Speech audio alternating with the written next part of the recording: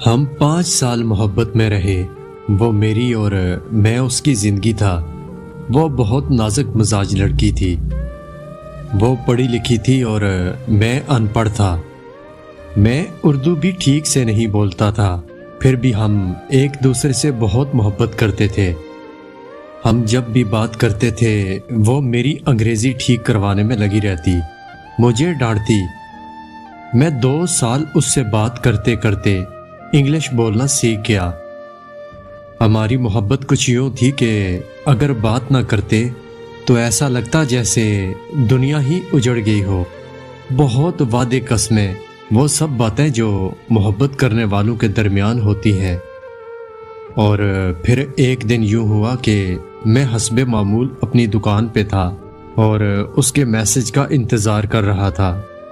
یوں ہی سارا دن گزر گیا کیونکہ اس کا نمبر بند تھا۔ پھر کوئی 4 بجے اس کا میسج آیا۔ وہ رونے لگی۔ میں نے رونے کی وجہ پوچھی تو کہنے لگی، آج میرے لیے رشتہ آیا ہے، لڑکا بزنس مین ہے اور سب گھر والے راضی ہیں۔ یہ خبر سنتے ہی میرے جسم میں جیسے جان نکل گئی ہو۔ میں نے خود کو سنبھالا اور اسے حوصلہ دیا۔ میں نے کہا کہ تم پریشان نہ ہو، تمہاری شادی مجھ سے ہی ہوگی۔ میں اپنے گھر آیا اور اپنے گھر والوں سے بات کی، لیکن میرے گھر والے نہیں مان رہے تھے۔ خیر میں نے فیصلہ کیا، یا تو وہ میری ہوگی یا میں مر جاؤں گا۔ میں نے اس کے گھر جانے کا فیصلہ کیا۔ میں نے کہا چلو باغ چلتے ہیں، مگر اس نے صاف انکار کر دیا۔ میں جب اس کے گھر گیا تو گھر پر اس کی امی تھی۔ پھر میں نے جب اس کی امی سے بات کی تو انہوں نے مجھے قسم دی اور کہا، بیٹا اس بات کو یہی ختم کر دو اور چلے جاؤ۔ میں نے اس کی طرف دیکھا تو اس کی آنکھوں سے آنسو بہہ رہے تھے۔ وہ حسرت بری نگاہوں سے مجھے دیکھ رہی تھی۔ میں اس کے گھر سے جانے لگا تو وہ میرے آگے آئی، میرے سامنے ہاتھ جوڑنے لگی اور پھر آہستہ سے بولی، یہاں سے چلے جاؤ، یوں سمجھو میں مر گئی ہوں۔ میں ٹوٹ کر بکھر گیا اور گھر آ گیا۔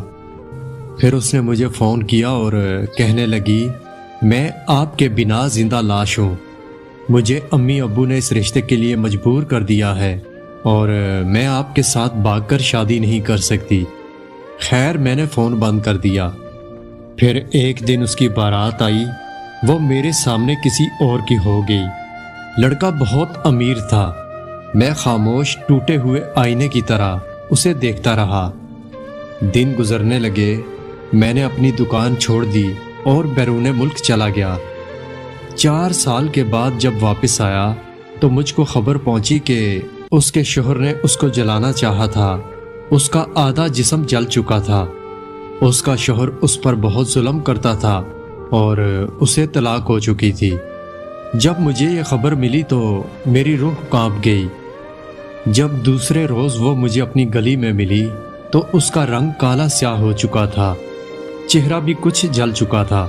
وہ نظریں جھکائے بنا کچھ کہے چلی گئی۔ میرا دل بے چین ہو گیا۔ میں اس کو اس حالت میں دیکھ کر تڑپ گیا۔ پھر میں نے اپنے ماں باپ سے بات کی، ان کو راضی کیا اور اس کے گھر رشتہ بھیج دیا۔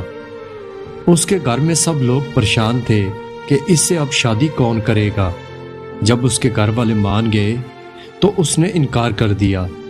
میں اس کے پاس گیا، اس کا ہاتھ تھاما اور پیار سے کہنے لگا کہ جو ہوا اسے ایک خواب سمجھ کر بھول جاؤ، سمجھو اللہ کی جانب سے آزمائش تھی۔ وہ پھوٹ پھوٹ کر رونے لگی، کہنے لگی، کیا تم آج بھی مجھ سے محبت کرتے ہو؟ میں مسکرانے لگا۔ میں نے کہا، انسان سچی محبت کو کبھی بھول نہیں سکتا اور محبت بھی ختم نہیں ہوتی۔ میں آج بھی پہلے کی طرح تم سے محبت کرتا ہوں۔ آخر کار وہ مان گئی، ہماری شادی ہو گئی۔ ہمارے 2 بیٹے ہیں اور میری بیوی بہت خوش ہے۔ وہ مجھے اکثر محبت کا فرشتہ کہتی ہے۔ میں جب پوچھتا ہوں کہ یہ نام کیوں، تو وہ کہتی ہے، آج کل ہر محبت کرنے والا مطلب پرست ہے۔ جہاں مطلب مکمل ہو وہاں محبت ختم ہو جاتی ہے۔ محبت کو جسم کا نام دے رکھا ہے۔ میری بیوی میرا ہاتھ تھام کر محبت کا ذکر کرتے ہوئے رونے لگی اور کہنے لگی، آپ نہ ہوتے تو شاید میں خود کو فنا کر چکی ہوتی۔ ہر محبت کرنے والا اگر آپ کی طرح محبت نبھائے تو کبھی کوئی لڑکی دھوکہ کھا کر زندہ لاش نہ بنے۔